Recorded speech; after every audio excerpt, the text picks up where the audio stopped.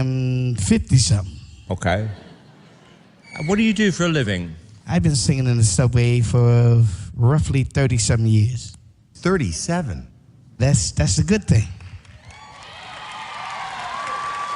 If you don't mind me asking this question, tell me what was the low point? The low point is on a Monday or a Tuesday, you don't make that much. But people get paid on Thursday and Friday, and they make up for it. Okay, it makes sense.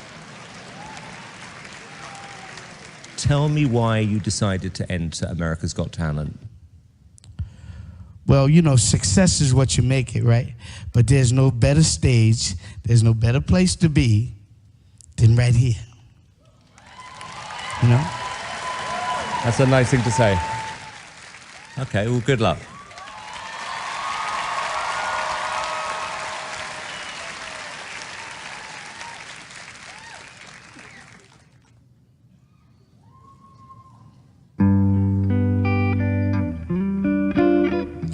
Whoa,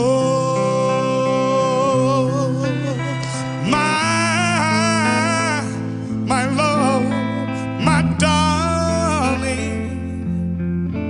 I hunger for your touch a long, lonely time.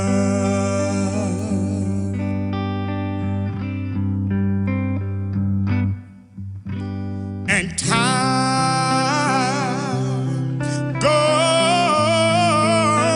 by so slowly,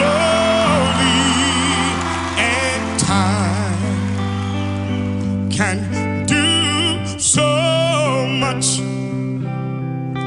Are you still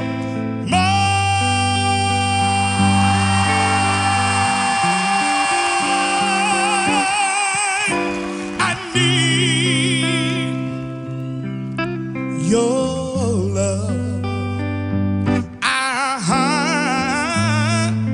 I need your love.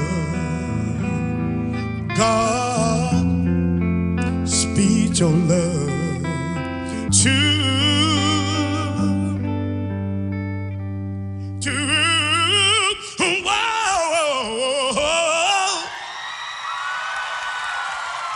me.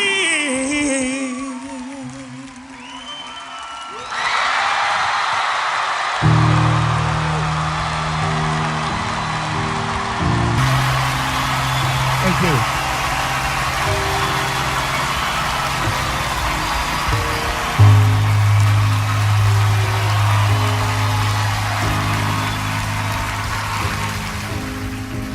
First of all, I want to say I liked it, even though at times it sounded a little bit rough around the edges, but I didn't mind it. Because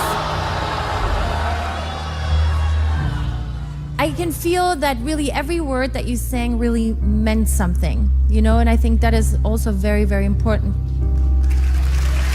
Thank you. Oh my God, I gotta say, whatever Heidi is referring to as the roughness is what I loved that enveloped me. You know, you made every word so simple, so count. If this show can give you the next level of fame, I'm telling you, the train has left the building. You are on the next level.